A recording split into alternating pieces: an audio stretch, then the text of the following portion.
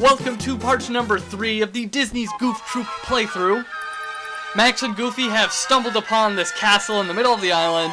They think it's the pirate fortress, but it's really not. It's just a random castle in the middle of the island. Just another excuse to have a different type of level, one you might not expect to see on a tropical island. It's a very stereotypical level. It has everything you might expect to see in a haunted castle level. There's bats and stuff like that. Everything you would expect to see, it's here. But I like it. It's a good enough level. It's certainly not my favorite level in the game, but it's alright. We're also introduced to a new type of pirate in this level. It's the boss from the first level, the red pirates. And these pirates can catch all the items you throw at them. Sometimes they do, sometimes they don't. So you gotta watch out for that. In this level, we are also introduced to the candle, which lights up dark rooms. We'll be seeing that in a little bit. One thing I forgot to mention in part number 1 is that this game was made by Capcom. And that's why it's so awesome, because Capcom is awesome.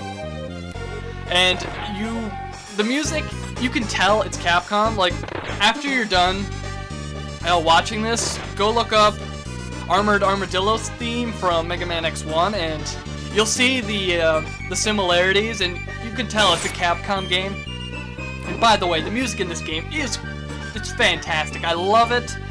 It's a great soundtrack.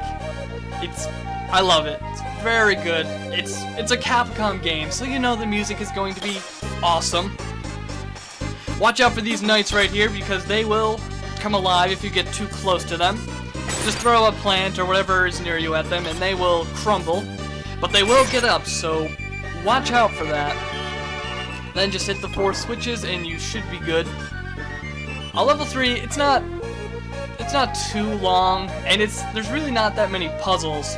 Most levels are very puzzle heavy, but this one, there's not that many puzzles. There's a few, but they're so easy that they shouldn't even be considered puzzles. Now in this room, we have a giant patch of dirt, and you can obviously dig up stuff. So, guess how many pieces I get right here. Guess how many pieces I get with Goofy. 10? 8? 6? 3? No, 0. I get absolutely nothing. Look at this, nothing. I think there's what, 80 patches that you can dig in, and I get absolutely nothing. I don't understand why. It doesn't make any sense. I should have got something. This leads me to believe that Max has a higher chance of finding treasures, because as a kid I always remembered finding so much stuff in this room, and as a kid I always played as Max, so I don't know, it's just a theory. I'm not quite sure if it's correct. Maybe it's just a placebo effect or something like that, but I don't know. I get absolutely nothing here, and it doesn't make any sense. I should have got something, a lot more than something. I should have got a lot. I should have got some cherries, a bunch of bananas, some red crystals, anything. But absolutely nothing. Do I just have the worst luck in the world? Maybe so, but absolutely nothing. So, why don't we compare this to the same room in the Max playthrough, because I had to do 2 playthroughs. Let's see how I did with Max after I hit the wall repeatedly, because I was just shocked. I'm like, nothing? Nothing! So here's the Max playthrough. Let's see what happened here. Already we get a cherry, then some bananas, and some more cherries, and I think I get a few red crystals, and I really couldn't believe I got nothing with Goofy. I don't know. Maybe I just have the worst luck in the world. Or maybe Goofy does have a lower chance of finding treasures and stuff like that. I don't know. I don't know. After you're done with this room, make sure you switch out the shovel for anything else, because as far as I know, the shovel does not have any other uses. I think the only purpose of it is just to dig these holes and get some treasure and stuff like that. So there may be another secret use that I don't know about, but as far as I know, this is the only purpose for it. So like a couple hours ago, I I spilled some water on my keyboard, and I'm hoping it survives because I really like this keyboard, but it was a lot of water, and it was dark, and it was just a complete accident. I just screwed up, and I'm hoping my keyboard survives because I don't want to get a new keyboard. I love my keyboard. But this is a little off topic.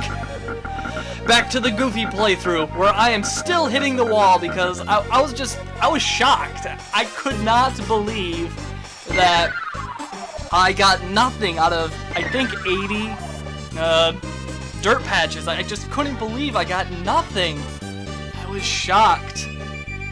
But what can you do? That's life for you. Sometimes you get unlucky. Throw a pot at that cracked wall and you can come down to this area with a blue and red crystal. Always nice. Make sure you grab that. Although you probably won't need to use the blue crystal. You might need to use it on, like, if you have trouble with the bosses, but you shouldn't. This game isn't hard. I think I said that before. It's not hard. It's a pretty simple game. It's a kid's game, so what do you expect? They're designed to be easy, I suppose. Although I certainly wish there was some type of hard mode, you know, for me, because I'm such an expert at this game. A hard mode with enemies that take more hits to kill, and bosses that take more hits to kill, and maybe some more level hazards, more pits, or I don't know.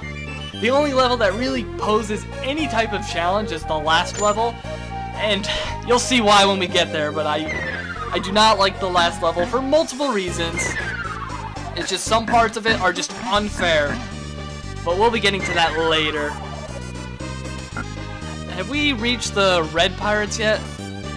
I think we saw them once, but I described the red pirates earlier. They catch your projectiles, and they can be really annoying because sometimes you're just not expecting it, so you throw your projectile and then it catches it and it throws it right back at you and you just weren't ready. Okay, this room is great. You have to spell out this word, this mystery word, and you only have 4 letters. What could it possibly be? Oh, it's open. Oh, I never would have figured that one out. That is such a challenging puzzle. How did they expect people to ever figure out to spell the word open? No, I was gonna spell out the word nope. Yeah. I think that's the only other word you can spell out with O-P-E and N. I think. I don't know, maybe I'll check in. If there is another word, I'll post it right about now. Anyways, that's a great demonstration of why the puzzles in level 3 they're very easy. In fact, level 3 overall, I think it's easier than level 2. I mean, in level 2, the puzzles were harder. I mean, the enemies are about the same difficulty, I guess, but I thought the puzzles in level 2 were harder.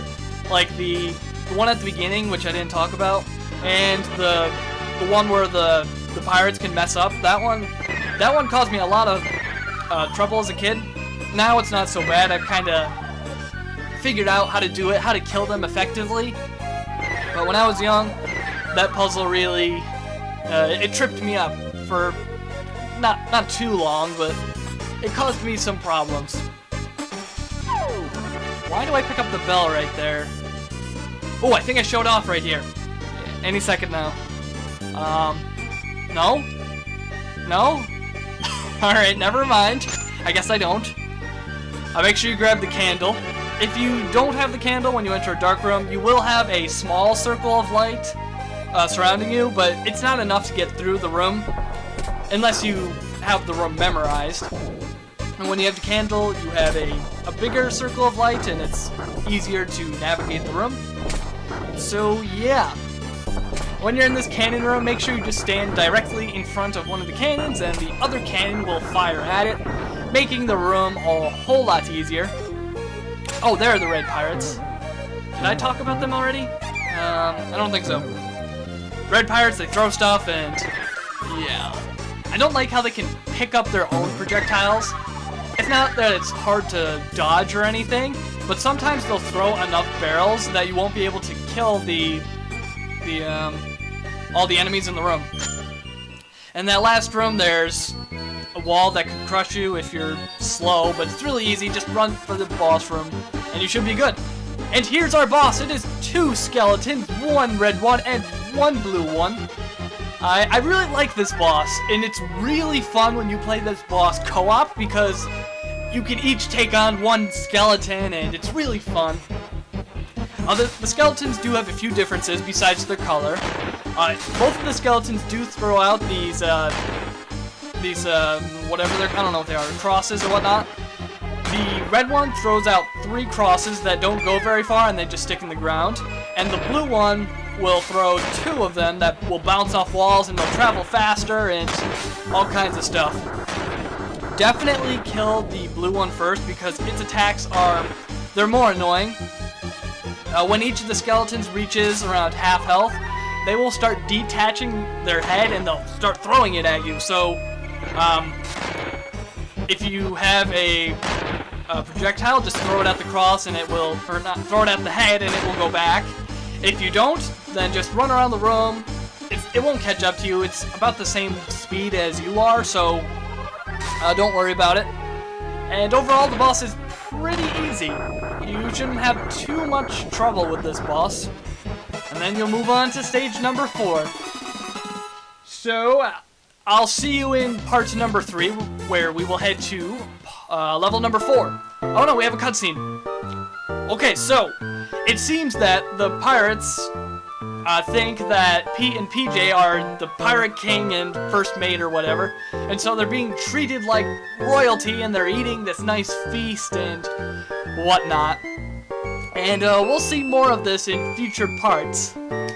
Anyways, until next time, this is UAA signing out. I'll see you in part number 3.